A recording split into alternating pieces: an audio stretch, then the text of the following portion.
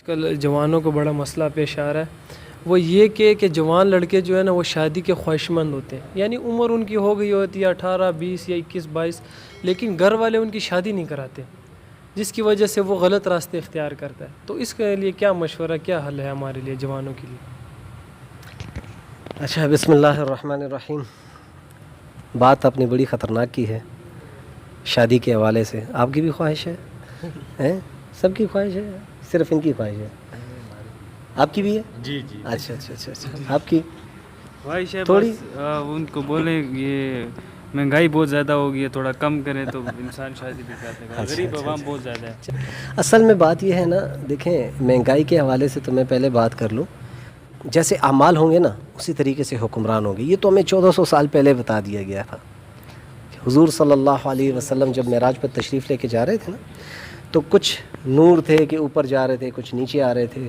جبرائیل علیہ السلام سے حضور صلی اللہ علیہ وسلم نے پوچھا کہ یہ کیا ہے، تو ان سے عرض کیا، تو حضور صلی اللہ علیہ وسلم سے جبرائیل علیہ السلام نے عرض کیا کہ یہ نیچے سے جو جا رہے ہیں یہ اعمال ہیں، اور اس کی بدولت اوپر سے جو آ رہے ہیں یہ احکام ہیں۔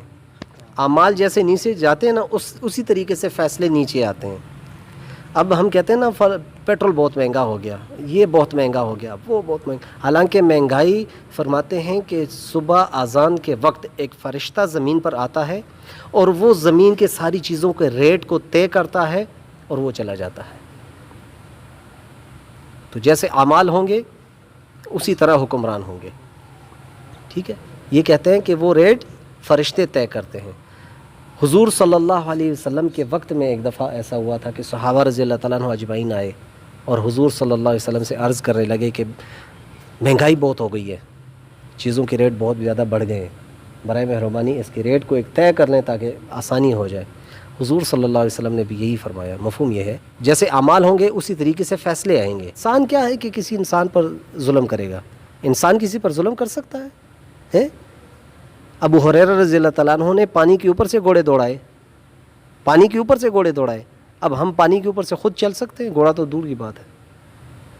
تو یہ تو اعمال ہے، یقین ہے نا، اعمال درست کریں گے تو انشاءاللہ سب کچھ ہو جائے گا۔ ہم کسی کو دوش کیوں دیں کہ کوئی آ کے ہمیں ٹھیک کرے گا؟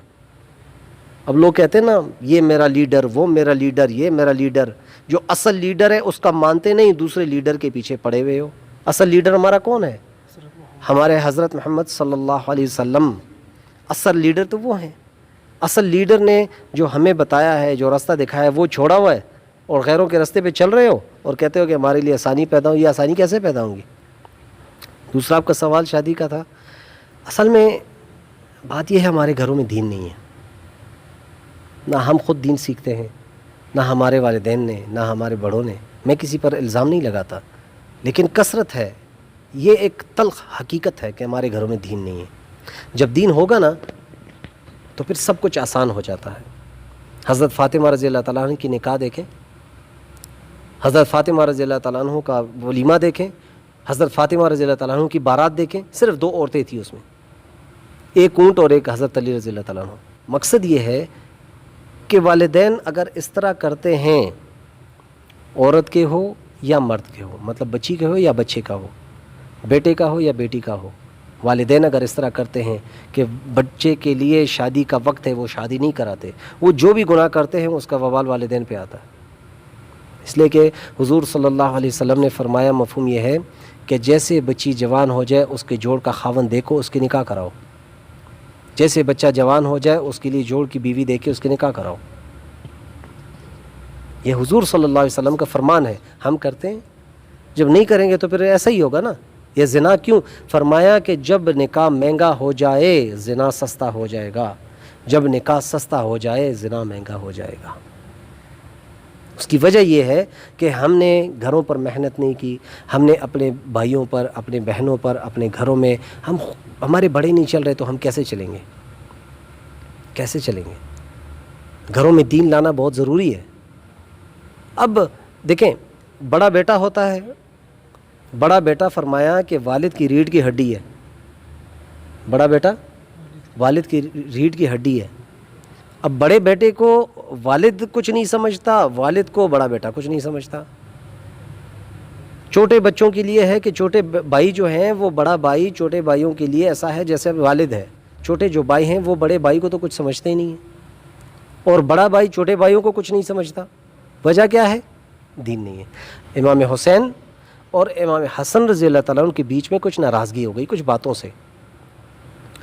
تیسرا دن تھا، امام حسن رضی اللہ تعالیٰ عنہ امام حسین رضی اللہ تعالیٰ عنہ سے بڑے تھے. امام حسن رضی اللہ تعالیٰ عنہ آئے امام حسین رضی اللہ تعالیٰ عنہ کو راضی کرنے کے لیے. تو جیسے آئے تو ان سے کہتے ہیں کمال ہے یار، 3 دن سے میں آپ کا انتظار کر رہا ہوں کہ آپ میرے پاس آئیں گے اور آپ میرے ساتھ راضی ہو جائیں گے، آپ نہیں آئے تو میں آیا. آپ نے اپنے نانا جان سے نہیں سنا کہ جو 3 دن تک ناراض ہو اس کے بعد اس کی کوئی عمل قبول نہیں ہوتا؟ امام حسین رضی اللہ تعالیٰ عنہ نے ان سے عرض کیا کہ بھائی جان آپ بڑے ہیں، اور میں نے اپنا نانا جان حضرت محمد صلی اللہ علیہ وسلم سے سنا تھا جو 2 آپس میں ناراض ہوں گے، جو پہل کرے گا، جو راضی ہونے میں پہل کرے گا وہ جنت میں پہلے جائے گا. تو آپ بڑے تھے اس لیے میں نہیں آ رہا تھا، اس انتظار میں تھا کہ آپ بڑے ہیں، جنت بھی آپ پہلے چلے جائیں. ہم یہ کرتے ہیں، ہم تو گھروں میں جا کے ایک دوسرے کو راضی کرتے، دھکا لگاتے ہو جا یارا. تو اصل بات یہ ہے میرے بھائی کہ دین نہیں ہے. جب دین آ جائے گا نا، یہ دیکھا نا آپ نے کتنی دفعہ دیکھا ہے، وہ فلاں لڑکی بھاگ گئی، وہ فلاں لڑکے نے اس طرح کر لیا، وہ فلاں لڑکا پکڑ گیا، یہ ہو گیا، بچیوں کا زیادتیوں کی خبریں آ رہی ہیں، کتنے کیسز ہیں. کیوں ہیں؟ یہی وجہ ہے نا. اب ہمارے جب پردہ لازم ہو گیا، صحابیات جو راستے میں چل رہی تھیں اس ٹائم پہ تو پردہ نہیں تھا. جب پردے کا حکم آیا صحابیات وہیں پہ بیٹھ گئیں. ہمارے لیے چادریں لے آئیں، چادریں لپیٹیں گے تب جائیں گے، ورنہ نہیں جائیں گے، ادھر ہی بیٹھے رہیں گے. حضور صلی اللہ علیہ وسلم کے گھر پر ایک اندھا شخص آیا اور گھر والوں نے کہا کہ اندر لے آئیں. وہ مرد ہے. کیا فرمایا؟ وہ مرد ہے. مفہوم ہے کہ وہ تو دیکھ نہیں سکتا، کہ وہ نہیں دیکھ سکتا، آپ تو دیکھ سکتی ہے نا. گھر نہیں لے کر آیا. اب ہمارے گھروں میں ہم پردے کے لیے کہیں تو کہتے ہیں پردہ تو دل میں ہونا چاہیے. اب مجھے یہ بتائیں کہ چہرہ لوگ دیکھتے ہیں یا دل دیکھتے ہیں؟ مرد جب فوت ہوتا ہے اس کے کفن میں 3 کپڑے ہوتے ہیں. اس کے کفن میں 3 کپڑے ہوتے ہیں. عورت کے کفن میں 5 کپڑے ہیں. کیوں ہے؟ زیادہ کیوں ہے؟ آدم علیہ السلام جب پیدا ہو رہے تھے سارا کائنات جاگ رہا تھا. اما حوا جب پیدا ہو رہی تھی پورا کائنات سو رہا تھا. پورے کائنات کو اللہ نے خاموش کر سلا دیا تھا. جب آدم علیہ السلام جاگے دیکھا تو ساتھ میں اما حوا بیٹھی ہوئی ہیں، پردے میں بیٹھی ہوئی ہیں.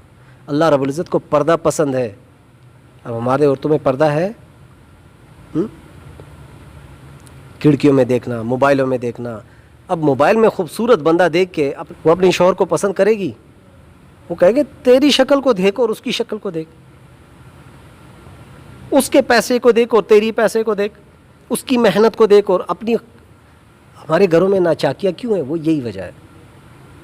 ہم اپنے آپ سے اوپر سوچنے لگ گئے کہ بس مال ہی سب کچھ ہے، کہ مال ہی سب. حالانکہ مال کچھ نہیں ہے، مال کچھ نہیں ہے. جس گھر میں حضور صلی اللہ علیہ وسلم کی سنتیں زندہ نہ ہوں اس گھر سے کبھی خیر نہیں پھیل سکتا. جس گھر میں اللہ کے احکام زندہ نہ ہوں کبھی اس گھر سے خیر نہیں پھیل سکتا. تو میرے بھائیوں مقصد یہ ہے کہ ہمارے گھروں میں جب دین آئے گا نا اور دین پر چلیں گے سارا نظام ٹھیک ہو جائے گا. یہ مہنگائی بھی ختم ہو جائے گی. اللہ کر کے ہو جائے بس. یہ بہت شکریہ گائز، کافی ہو گیا، یہ عمل کریں تو یہ بھی ختم ہو جائے گی. تو یہ ہے کہ یہ جو مہنگائی ہے یہ بھی ختم ہو جائے گی. موسیٰ علیہ السلام نے 70,000 بندے مجمع اکٹھا کر لیا اللہ سے دعا کرنے کے لیے کہ بارش ہو جائے. کتنے بندے؟ کتنے؟ 70,000 بندے. اب موسیٰ علیہ السلام دعا کر رہے ہیں یا اللہ بارش ہو جائے، بارش ہو جائے. بارش نہیں ہو رہی. موسیٰ علیہ السلام اللہ سے دعا کرتے یا اللہ کیا وجہ ہے؟ تو اللہ رب العزت فرماتے ہیں اس مجمع میں ایک گناہگار شخص بیٹھا ہوا ہے جس کی وجہ سے آپ کی دعا قبول نہیں ہو رہی. موسیٰ علیہ السلام نے آواز لگائی کہ ایک شخص مجمع میں نافرمان بیٹھا ہوا ہے، وہ مجمع سے اڑ جائے تاکہ ہماری دعا قبول ہو، بارش ہو جائے. اب وہ شخص اندر اندر آواز لگا رہا ہے یا اللہ میرا پردہ رکھنا. اب میں اٹھوں گا تو سارے تو دیکھ لیں گے, یا اللہ میرا پردہ رکھنا, میں کبھی نافرمانی نہیں کروں گا, میں تیرے حکم پہ چلوں گا, بس میرا پردہ رکھ لینا. دیکھا تو فوراً ہواؤں کا رخ تبدیل ہو گیا, ٹھنڈی ہوائیں چلنے لگیں. پھر موسیٰ علیہ السلام اللہ سے دعا کرتے ہیں یا اللہ وہ شخص تو اٹھا ہی نہیں. اللہ رب العزت نے ارشاد فرمایا, مفہوم ہے اس شخص نے مجھ سے دوستی کر لی, اس نے توبہ کر لیا. پھر موسیٰ علیہ السلام اللہ سے عرض کرتے ہیں یا اللہ اس شخص کی ابھی تو دیدار کرا دے. تو اللہ رب العزت فرماتے ہیں کہ پہلے نہیں کرایا, اب تو میرا دوست ہو گیا, اب میں کیسے کراؤں. تو سب سے پہلے یہ ہے کہ ہم توبہ کریں, اللہ کے سامنے جھکیں, دین پر آنے کی کوشش کریں, پھر سارے معاملات حل ہو جائیں گے. ایک صحابی کے بارے میں آتا ہے, ان کے باغ کے لیے پانی کی ضرورت تھی. انہوں نے کیا کیا کہ وہ جا کے مصلی بچھایا, 2 رکعت نفل پڑھی, الصلاۃ حاجت, اللہ سے بارش کے لیے دعا کی. غلام کو کہا جا کے دیکھ لیں کوئی بادل ہیں, کہتے ہیں کہ جی بادل نہیں ہے. کہتے ہیں نہیں, اللہ کے در میں کمی بالکل نہیں ہے, میرے مانگنے میں کمی ہے. پھر 2 رکعت نفل پڑھے. پھر غلام سے کہا دیکھیں کچھ ہے, کہتے ہیں کہ جی کچھ نہیں ہے, بادل نہیں آئے. کہتے ہیں نہیں, اللہ کے در میں کوئی کمی نہیں ہے, میرے مانگنے میں کمی ہے. پھر تیسری بار پڑھی, جب پڑھی پھر غلام کو کہا جا کے دیکھو, کہتے ہیں ایک چڑیا جتنا بادل آ رہا ہے, کہتے ہیں گھوڑا لو اس کے پیچھے جاؤ, دیکھو یہ بادل کدھر جاتا ہے. کہتے ہیں وہ بادل گیا اور اس کے باغ پہ ہی برسا. جب اللہ سے مانگنا شروع کر دیں گے نا اور اللہ کو رب مان لیں گے, سب کچھ ہو جائے گا. دیکھو ہم رب کو رب مانتے, رب کی نہیں مانتے. ہم قرآن کو مانتے ہیں, قرآن کی نہیں مانتے. ہم نبی کو مانتے ہیں, نبی کی نہیں مانتے. جب ایسے ہوگا تو پھر ایسے ہی ہوگا نا, کہ نہیں؟ ہاں, تو اس لیے میرے بھائیوں پہلے دین پر آؤ, دین پر زندگی گزارنا سیکھو. یہ زندگی کچھ بھی نہیں ہے, یہ ختم ہونے والی زندگی ہے. کبھی کوئی نہیں پتہ کب چلی جائے گی, کوئی نہیں پتہ. کہنے کا مقصد یہ ہے کہ موت کا کوئی وقت مقرر نہیں ہے, کوئی وقت مقرر نہیں ہے. میں کہتا ہوں کسی کو کہتے ہیں آج ہی نماز پڑھیں, کہتے ہیں انشاءاللہ صبح سے شروع کریں گے. یار صبح تم زندہ ہوگے. میں بچوں کو بھی کہتا ہوں, میں دوستوں کو بھی کہتا ہوں, میرے جتنے دوست ہیں سب کو کہتا ہوں, جب نماز قضا ہو جائے نا تو فوراً پڑھ لیا کرو, اس لیے کہ اگلی نماز کا کوئی نہیں پتہ. ایک سجدہ کرو تو دوسرے سجدے کا نہیں پتہ. اتنا بھی نہیں پتہ کہ سلام ایک طرف پیر ہو تو دوسری طرف میں پیر بھی لوں گا کہ نہیں. تو یہ مجھے کیسے پتہ چلے گا کہ میں صبح جا کے نماز شروع کروں گا. اس سے پہلے کہ موت آ جائے, موت کی تیاری کریں, اپنے راستہ ٹھیک کر لیں, پھر باقی دیکھا جائے گا. کوشش کریں گے. میرے سوال کا جواب مل گیا؟ انشاءاللہ مل گیا. ٹھیک ہے جی, انشاءاللہ. شکریہ جی.